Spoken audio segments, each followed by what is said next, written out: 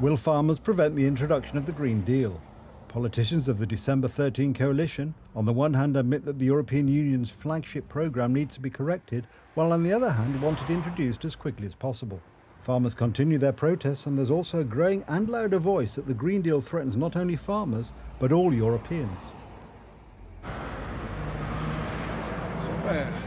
Super. She sounds like an eminent expert on agriculture. From what she said here, this is a farmer's reaction to the statement made frequently by Climate and Environment Minister Paulina Hennig-Kloska. This statement. We must bear in mind that any agriculture must adapt to changing climate conditions. I am ready to talk to farmers encouraging the use of these ecosystems, enter eco schemes and change the way they farm. Politicians in the December 13 coalition argue that the Green Deal is supposed to save the planet from global warming. Farmers warn that restrictions on the production or use of crop protection products will destroy European agriculture. Really, the minister's statement is directly detached from reality.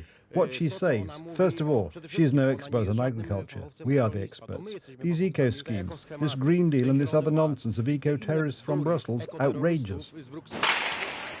Hence the protests in Germany, in Spain, in Brussels and in Poland. Tomorrow the farmers will come to Warsaw. They will come although the mayor of the capital and vice president of the governing Civic Platform Party, Rafał Trzaskowski, is not allowing the protest. The entry of tractors into the city centre could simply be dangerous and could also contribute to the fact that the city property could be destroyed. Warsaw, which he manages, is part of the C40 organisation, which over the next few years, allegedly out of concern for the environment, wants to drastically reduce or even eliminate private transportation, meat and dairy consumption, travel and even clothing purchases. I know it's not as ambitious as we would like it to be, but in Poland no one has said it, and we are preparing for it step by step, together with the C40, the organisation that is the most ambitious when it comes to fighting climate warming. We have a precise plan on how to get there. When we are in power, it will be faster. The ideological Green Deal is also to be introduced quickly. Many politicians in the December 13 coalition want this. We will defend the Green Deal. The well-being of farmers can also mean exactly supporting Green Deal policies. I would like to emphasise that the Green Deal is about caring for our planet, and we won't get away from it if we keep claiming it as an ideology.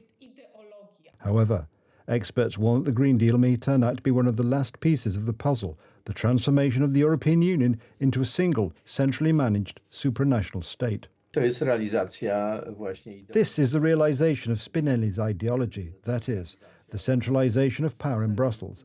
And here it is already necessary to stop thinking naively and simply do not give in. Here you simply have to create your own action, strategy at this time, consolidate in such a resistance movement against the superstate. What should the government do? Mateusz Morawiecki, who headed the Law and Justice government, has suggestions. Introduce a full embargo on agricultural products from Russia and Ukraine. Introduce subsidies for farmers so that their agricultural production, livestock production, is simply profitable. And eliminate above all those stupidities in the European Green Deal, such as fallowing or the ban on the use of plant protection products, which make farming difficult for Polish farmers. All the more so because at stake in the battle for the Green Deal is the future not only of European farmers, but of all citizens of the European Union.